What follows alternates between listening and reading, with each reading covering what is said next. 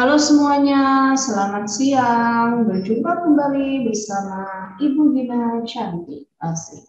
Oke, kali ini Ibu akan membahas mengenai TO8 UTBK ya. Saksikan terus ya video pembahasan TO8 UTBK Biologi. Oke. 71. Emergensia atau duri palsu pada tanaman sulit dilepaskan dari tanaman. Ataukah benar ataukah salah? Sebab emergensia merupakan tonjolan epidermis yang berasal dari silinder pusat atau stele. Nah, emergensia seperti tadi yang sudah Kagina jelaskan, ini disebut juga sebagai spina palsu atau duri palsu, di mana duri palsu ini berasal dari bagian subepidermis ya. Nih, duri palsu. Di kalau misalnya ini adalah suatu batang, di mana letak subepidermis berarti di bawah epidermis. Jadi kalau misalnya misalkan ini ya, di bawah epidermis ini muncul tonjolan, nah seperti ini. Ini disebut dengan duri palsu, ya. Duri palsu karena berasal dari subepidermis, tonjolannya ya, berasal dari subepidermis. Nah, contohnya ini pada batang mawar, khususnya si duri pada batang mawar. Ya. Nah, kalau untuk duri yang asli itu biasanya berasal dari bagian stele. Stele ini silinder pusat, itu mulai dari perisikel ke dalam ya, jadi dia lebih kuat untuk si duri asli ini. Jadi kalau misalnya digambarkan, dia nanti munculnya sekitar kurang lebih dari darah. Jadi lebih kuat. Oke. Baru duri atau duri asli atau spina asli. Contohnya ini di duri pada buah durian.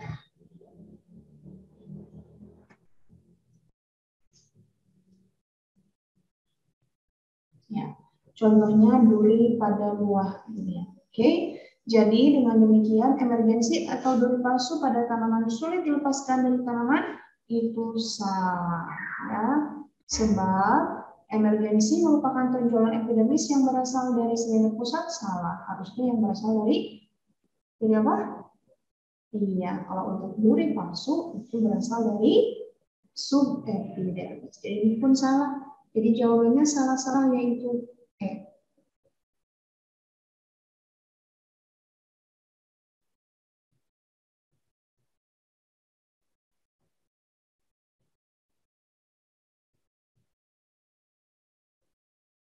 72. Jika urin seseorang banyak mengandung albumin dan protein lainnya, berarti terjadi apa?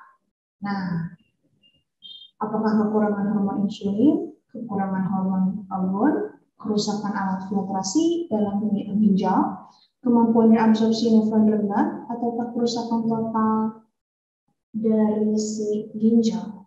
Oke.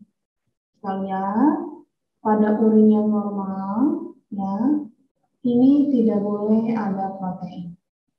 Ya, jadi ini tidak boleh ada protein. Kenapa? Karena protein ini molekulnya sangat besar. Kalau protein ini lolos, berarti telah terjadi sesuatu pada bagian nefron ginjal. Nah, khususnya bagian dari glomerulus sebagai tempat penyaringan si darah. Oke. Nah.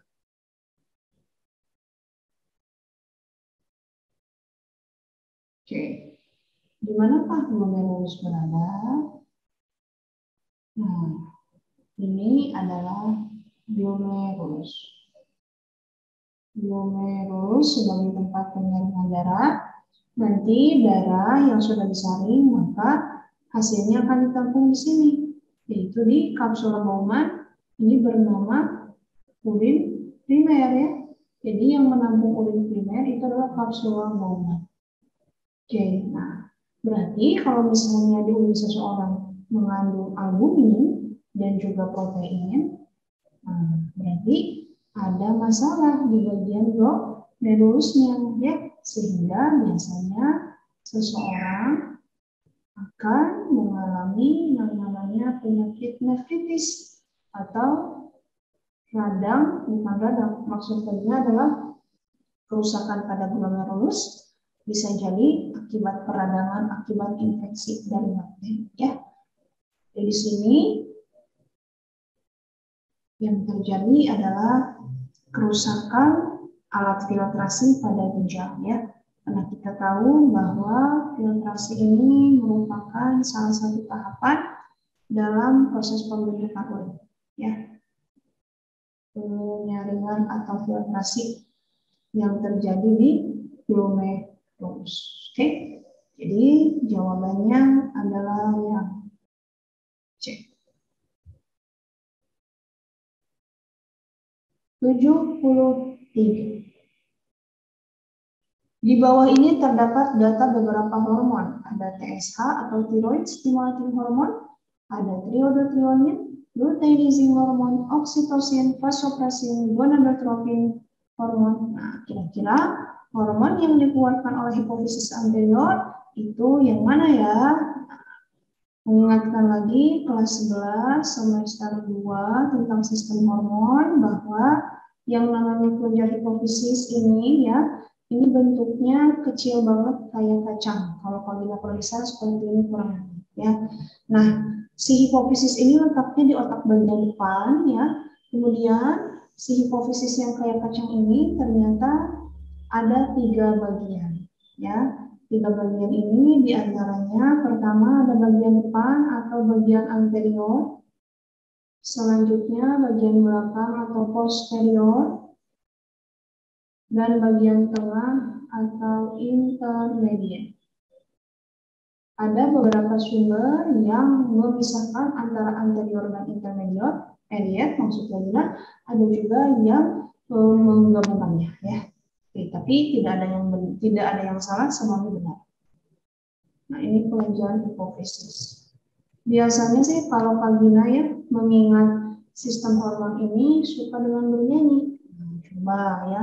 Di sini apakah masih ingat apa saja sih hormon yang dikeluarkan dari hipofisis bagian anterior ini? Di antaranya ada ACTH, kemudian ada prolaktin atau PRL, kemudian ada GH atau growth hormone, kemudian ada gonadotropin hormon. Gonadotropin ini ada 2 ya, di antaranya ada FSH, ada juga LH. Dan satu lagi yaitu TSH.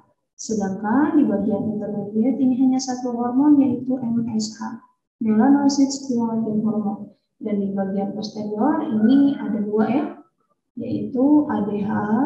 ADH ini nama lainnya adalah vasopressin. Vasopressin. Dan satu lagi itu adalah oksitosin. Oke. Nah, biasanya kalian juga bernyanyi di sini. Nyanyinya begini. Hipofisis ada 3, anterior, posterior, anterior ACTH, PRL, GH gonadotropin. TSH posterior ada 2, ADH dan oksitosin. Yang ketiga intermediate, nama hormonnya MSH. Seperti itu guys. Oke. Nah, kita ceki ke soal. Hormon yang dikeluarkan oleh hipofisis anterior berarti TSH, oke. Triodotrionin, no. Luteinizing hormone, oke. Oksitosin, yuhu. Vasopressin, ADH ya. Nah, guys, I'm sorry. Di sini yang ditanya anterior ya saya. Jadi kalau untuk oksitosin dan juga vasopressin itu tidak ya. Oke. Kemudian gonadotropin hormon juga betul. Jadi jawabannya 1, 3, 6. Nah, jawabannya adalah D. 3, maksud lagi naik. 74. Diketahui A adalah kromosom dalam keadaan tunggal. B adalah kromosom dalam keadaan sepasang. Pernyataan yang paling tepat jika sel dalam keadaan mitosis adalah sebagai berikut. Oke, intinya kita harus tahu si kromosom bentuk tunggal itu seperti apa. Nih ya, kromosom bentuk tunggal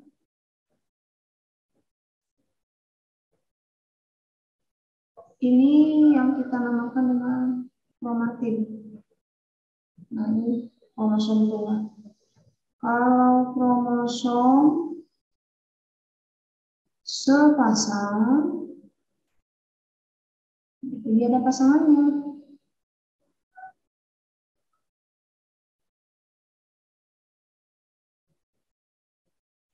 Nah, ini ya, atau terdiri dari 2 kromatin. Yang ini terdiri dari 1 kromatin. Kemudian yang ini terdiri dari 2 kromatin. Oke, nah katanya di sini yang paling tepat jika sel dalam keadaan mitosis. Coba, apakah A ditemukan metafase? Nah, saat metafase mitosis itu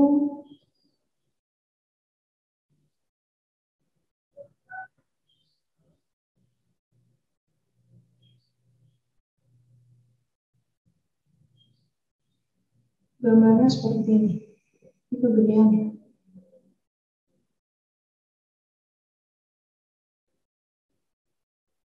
Jadi Karina akan menggambarkan dulu kromosom saat metafase mitosis. Berurutan aja ya.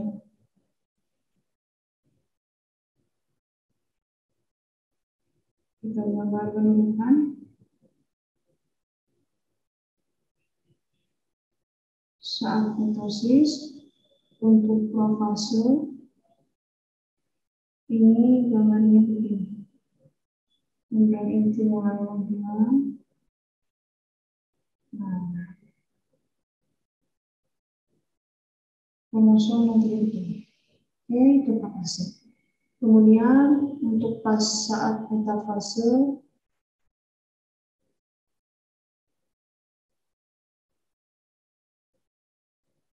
nah bentuk kromosomnya begini.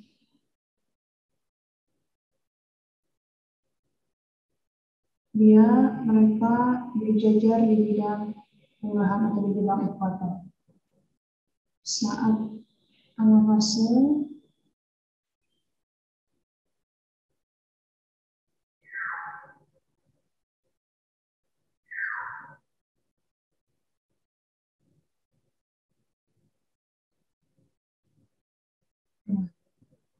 ini nanti akan berpisah ya.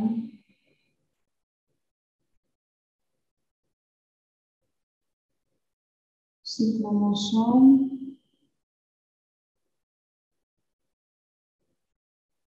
yang sepasang tadi akan terpisah.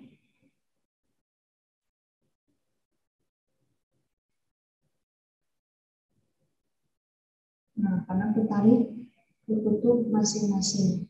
Jadi ini bentuk kromosomnya. Oke, saat telofase mitosis, ini kalau kita gambarkan fase awalnya, ini nanti mulai muncul sehingga nanti terus dia akan begini. lama-lama ini akan menjadi benang kromatin lagi. Oke. Nah, dengan demikian pernyataan yang paling tepat dipasang dalam keadaan mitosis. Nah, kalau mitosis kita lihat ya, apakah A ditemukan metafase? Apakah si A itu tadi adalah kromosom tunggal? Nah, di sini ternyata si kromosomnya berbentuk X ya, atau kromosomnya berpasangan. Berarti bukan yang A ya.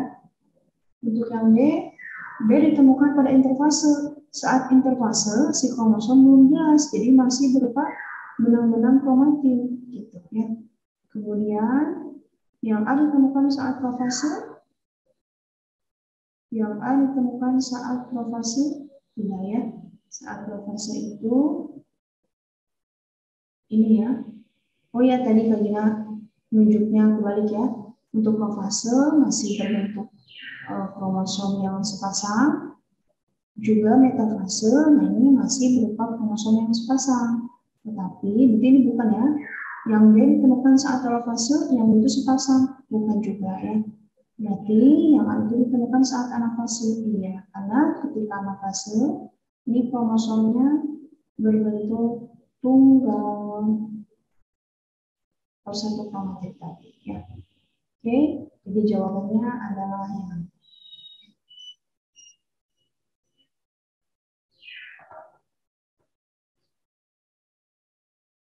setelah Mason and Crick selesai dengan model 3 dimensi molekul DNA, dapat diketahui dengan jelas bahwa molekul DNA mampu membawa sejumlah besar informasi genetik berupa, nah ini yang ditanyanya adalah mampu membawa informasi genetik.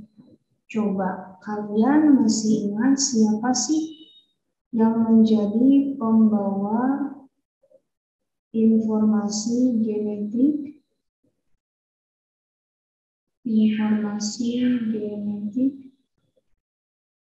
pada DNA?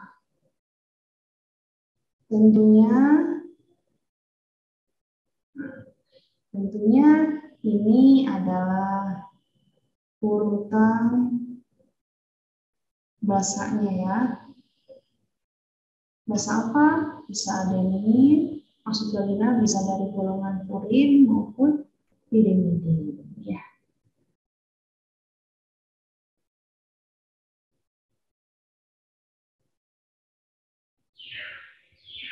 Bisa dari golongan purin atau pirimidin. Purin ada adenin, ada guanin, pirimidin ada sitosin, ada timin atau urasil. Tapi karena di sini DNA, jadi kalian tulisnya hanya pilih saja. Seperti itu. Oke, dengan demikian untuk nomor 75 ini berarti molekul DNA yang membawa sejumlah besar informasi genetik itu berupa pasangan basa yang komplement. Komplement itu jadi ada pasangannya ya. Jadi kalau di DNA ini, kalau untuk rantainya itu nanti ada 2 atau ganda double helix. Jadi yang satu bisa disebut dengan rantai sense, rantai satunya lagi bisa disebut dengan antisense. Ini maksudnya komplement. Jadi komplement itu pelengkap, betul ya? Kemudian urutan basa betul. Jadi jawabannya itu ada 4. Kalau untuk gula pentosa itu bukan ya, dan untuk fosfat gula itu juga bukan. Oke, jadi jawabannya adalah C. Oke, alhamdulillah beres ya. Semoga bermanfaat untuk pembahasan TO 8 kali ini. Oke, terima kasih semuanya. Bye-bye.